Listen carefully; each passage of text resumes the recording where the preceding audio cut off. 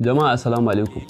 Sunana Shu'aibu Ahmed Abbas wanda aka fi sani da Lilin Baba kuma Lilin Baba a cikin shirin Whoop. Sunana Hauwa a yawa Siyama a cikin shirin Whoop. Sunana Umira Drama a cikin fim ɗin Whoop. Sunana Aliyu Haidar wanda kuka fi sani da Kamal a cikin shirin mu. Jama'a masu kallon wannan shiri mai suna Whoop. Tare da fatan za ku mana afuwa a dalilin daina ganin da kuka yi mana kwatsam. Muna mai baku hakuri a bisa faruwan haka.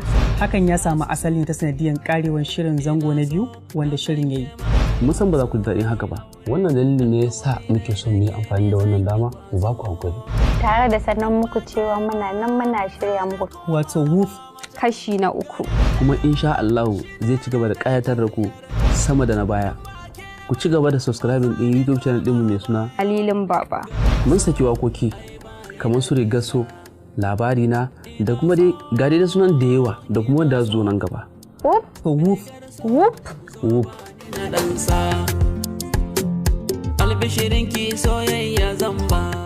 A Northeast Record presentation. Assalamu alaikum wa rahmatullahi ta'ala wa barakatuhu. Sunana Ibrahim Umar wanda ake kira Ibrahim Megala Ahmad a wannan shahararren series din naku mai farin jini wato Sirrin Zuci.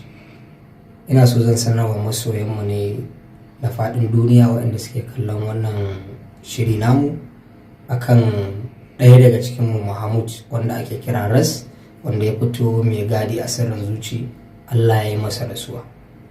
Muna fata muna kuma roƙo akan duk wanda ya ga wannan bidiyon don Allah ya taya mu addu'a akan Allah ya ji kansa, Allah ya gafarta masa, Allah ya sa ya huta. Lalle shi ɗin mutumin kirki ne. Mun yi aikin nan da shi har muka gama ba mu samu matsala ko ɗaya da shi ba. Don haka muke son kuma don Allah ku taya mu addu'a.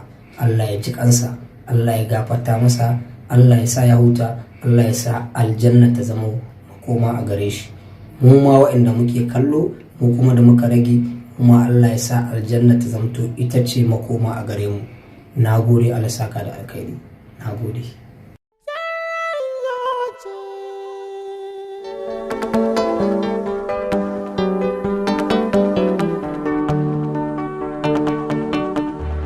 Zama rayuwa ta duniya, zan cika nake burinki, ni zaman na a tare a can ba za mu dawo ba lokaci.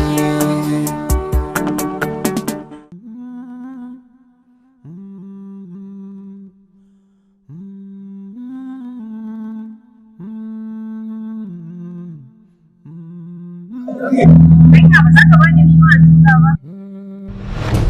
Kamar da gaske. Ok, saboda ni mace ce ko? Ibi. Kan fita ba. Aiki maza kullum ba kuke ɗaukar ku mata masu nauyi ne. Amma ba ku saka duniya ko da akwai ne ba.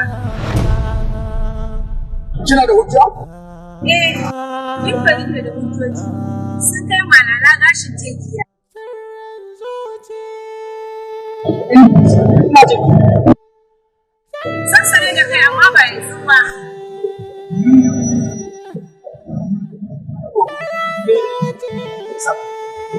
Ba yanzu ba. Saboda na ga kana tuki ne yanzu. Amma wani wasu mai can. Idan ka inda za mu je ne kawai kawai sai dai mu ɗauke shi ko ba sanar bane ba sai mu tafiyo. Gaskiya ne. Kin fi kawo shawara. Bari mu je. Sai mu ɗauke.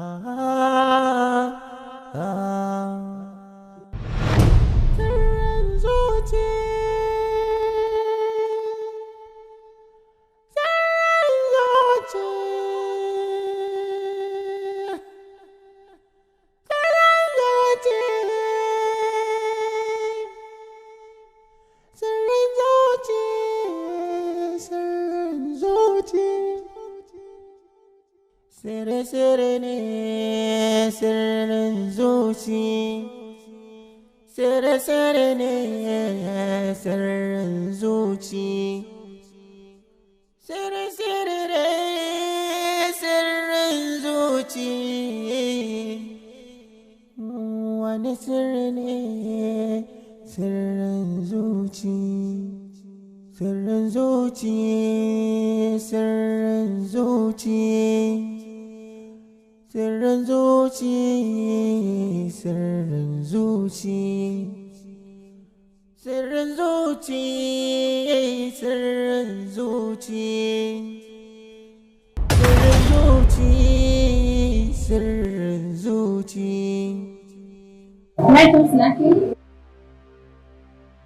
Ba wajen kira zuwa. Na zo gurin wannan wulakantaccen kaskantacce. Ba an kore ka daga gidan nan ba, menene kuma abin da ya dawo da kai?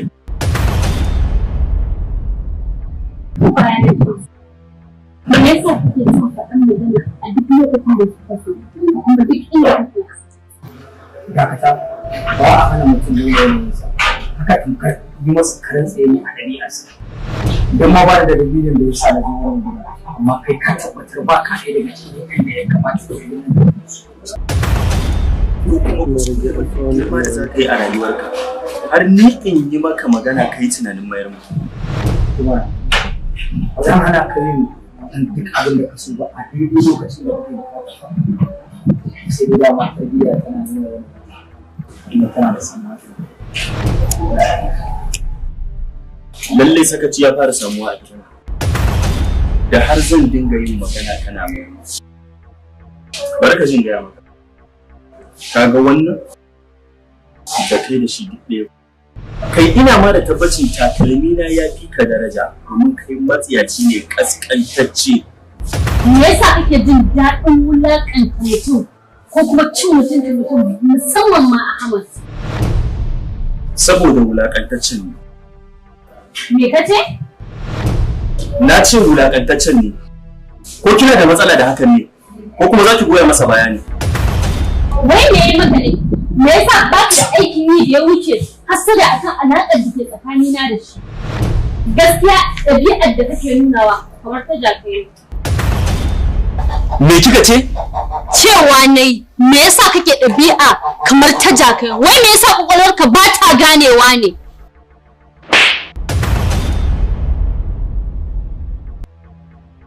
Ni kamara?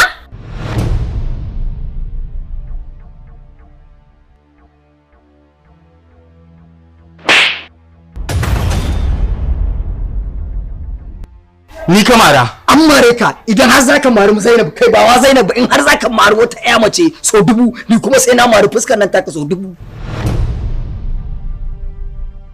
Amma ka san irin girman laifin da ka aikata. Ka san irin abin da ka aikata a cikin gidan nan.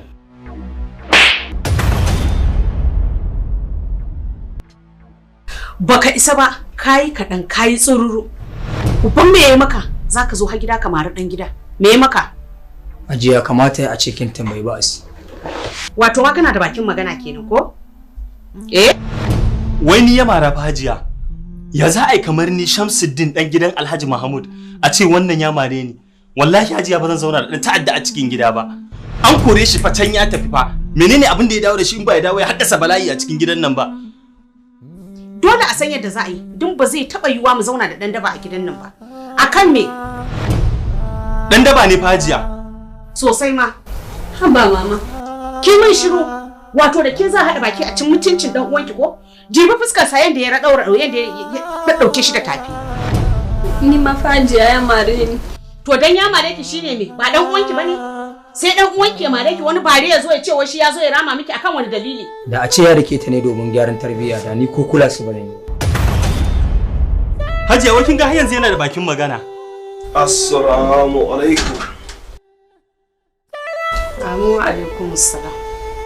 Wai haka ne na shigo na zabga sallama amma kun tsaya turku ko yana kalona ko amsa sallama ta wata kirki kun kasa. Ya za a yi ma amsa sallama? Ina ce sai ana cikin kwanciyar hankali ake amsa sallama. In ba a kwanciyar hankali ta ina za a amsa sallama? Me yake faruwa ne? Komai ma ya faru da ni. Babu abin da bai faru ba. Ai ai ba ma zai taba yiwuwa mu ci gaba da zama da yaron nan a gidan nan ba. Ahmad. Na'am baba. Ya me ke faruwa ne? Munafiki ai ba zai iya bude baki yayi magana ya faɗa abin da ya faru ba da gaske. Mara gaskiya. Kai mama. Ah, haba Hajiya. Wai menene haka? Ba fara son sakarci. Wai me ke faruwa ne? Daddy mari na kai. And then so what? Dan ya mare ka. Kai kuma me kai masa ya mare ka? Kawai dadi fa saboda ni da Zainab mun samu matsala fa shine shine me? Nace shine me? Shine na mare ta. Aikin banza aikin wofi. Ashe dai akwai dalili. Haka ne. Amma yanzu zaka iya tafiya. Gara ka kore shi. In dai ba so kake ka dawo gidan nan wata ranka tadda gidan nan ya kama da wuta ba. Magana ta gaskiya. Ina ganin Alhaji tafiya zan yi saboda tafiyata ina tsammanin shi ne zai kawo zaman lafiya a gidan nan. Ban fahimce ka ba Ahmad. Wai me kake son cewa ne? Idan na tafi ba zan sake dawo. Haba Alhaji, tunda shi yace zai tafi, ai gara ka bar shi kawai ta tafiya. Ha? Wai dan Allah zaki iya yi min shiru? A'a.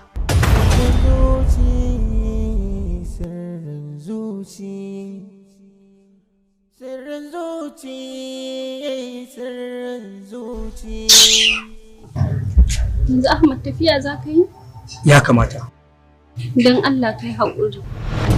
Haƙurin me? Me kika yi min kuma Zainabu Abu? Ba dai saboda ni za ka bar gidan mahaifinka da baka daɗe da zuwa ba. Ba ke ce sila ba.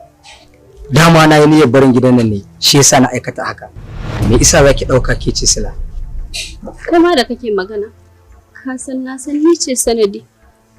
Kawai dai Ahmad kana so ka kwantar min da hankali ne. Ba haka ba ne.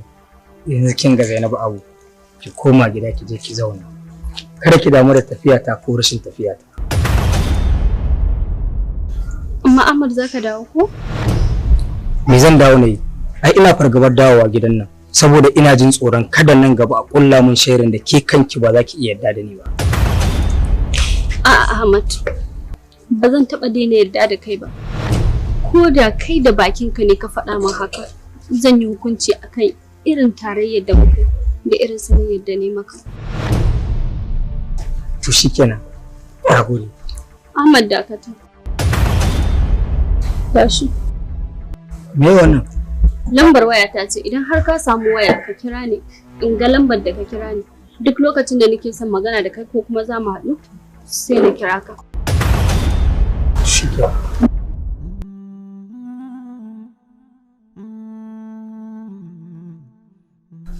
Ai ba baka tun da ka zo gidan nan kwana abinci na yau ka san ne da ne.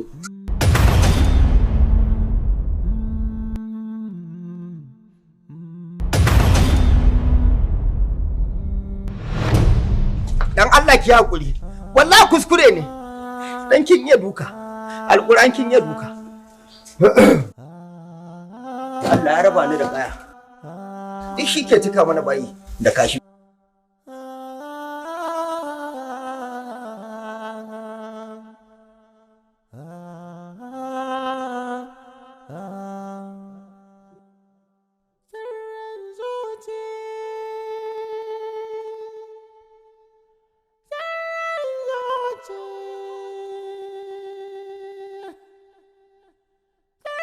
Kasan ko wannan lokacin ne mafi dacewa da ya kamata a ce na gabatar da abin da ya kawo mu kuwa. Tun da muka zo Kaduna ya kamata a ce ka gabatar da mission ɗinka tun da na yi kuma gabatar da shi. Ba komai ake samu a kan lokacin, komai ana bin sa ne sannu sai kaga a hankali an ci marasa. Gaskiya ne. Yau. Yanzu ina za mu je gidanka ko ofis? Gida. An gama. Yauwa abokina, sai da kai zan yi rayuwa.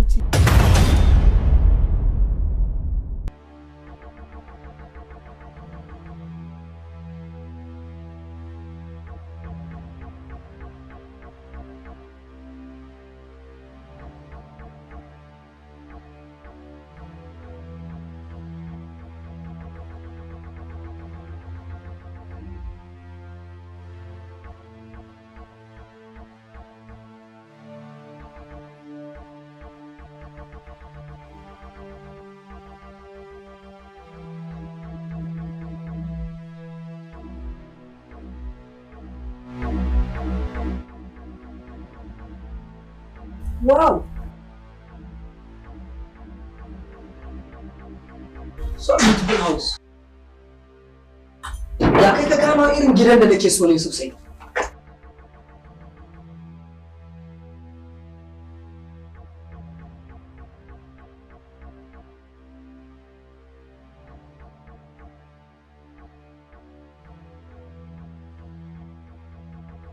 Dalili da na barin wancan gidan ummi ce.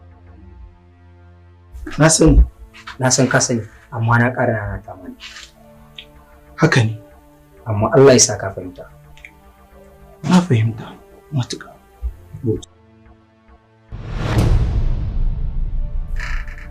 Na san akwai wani abu a bakin ka da kake son faɗi ko? Ina mamaki ne yadda ka kasa gaya wa ummi kai mai kuɗi. Kana ta wahalar da kanka. In dai har soyayyar da kake mata yi tasiri a zuciyarta, bai kamata a ce ta kasa fahimtar ka ba cewa dan yau ka zama mai kuɗi. Ita ummi ta fahimci masu kuɗi ne a siffar azzalamai da hujjojinta. Yayin da fahimtar ta ita kadai zai zama waya yaƙi a dokar daji.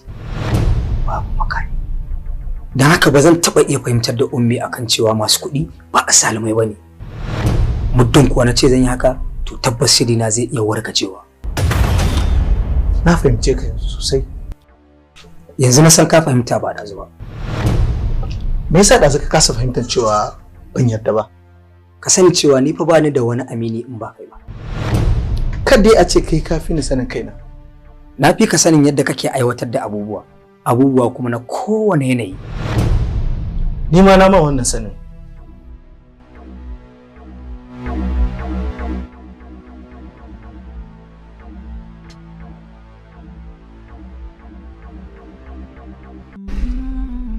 Yana daga cikin abin da bai kamata ba a ce mutum ya siyo motoci shekara 3 ko shekara 4. Dare ɗaya a ce hukumar shige da fice su kurnaɗo ce za su kwace. Hakan bai yi ba. Ai abubuwan ƙasar nan sai a hankali. Shugabannin gaba ɗaya ba sa tsoron Allah. A ce duk soyayya da talakawa suke nuna musu sai a ce wai laifin talaka. Kuma dama abin da talaka ya kamata ya samu kenan sakamakon soyayyarsa. Komai yayi tsada. Rayuwa ta zama abin wahalarwa ga talaka. Sai yaushe za a gyara, kuma suwa za a gyara, ta ya za a yi mu samu daman gyarawa? Wayar ummi ce ko? Ai ka san ita kaɗai ce take kiran wannan layi.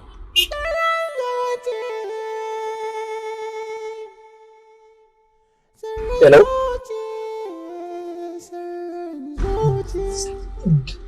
Ina hanya aiki.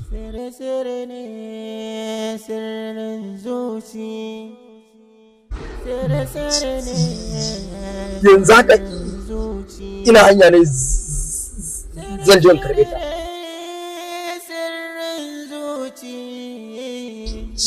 Yanzu?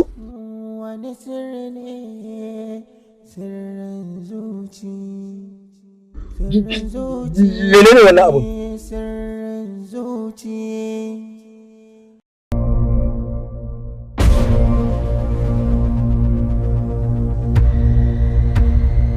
Waye wannan? Waye wannan? Na faɗa maka waye wannan?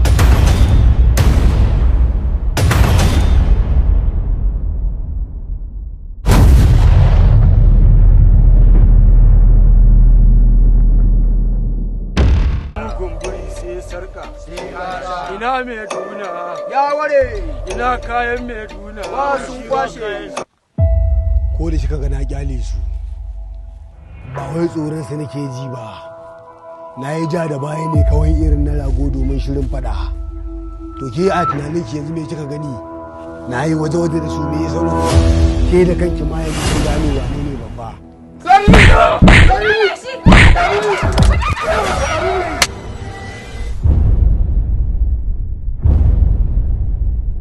Wannan shine dalilin da ya sama muna zuwa bance su sa maka ankwa a tafi da kaiwa, saboda in ba yanayi ba ma wa zai so ya ɗauko masarikin shi 'yan sanda.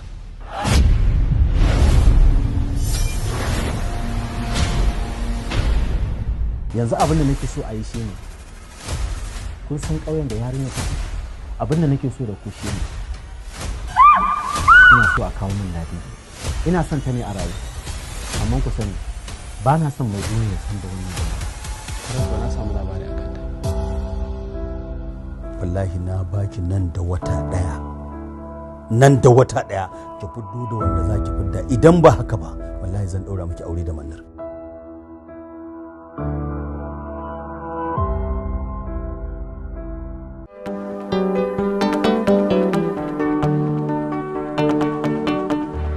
Zamai rayuwa ta duniya zan cika ne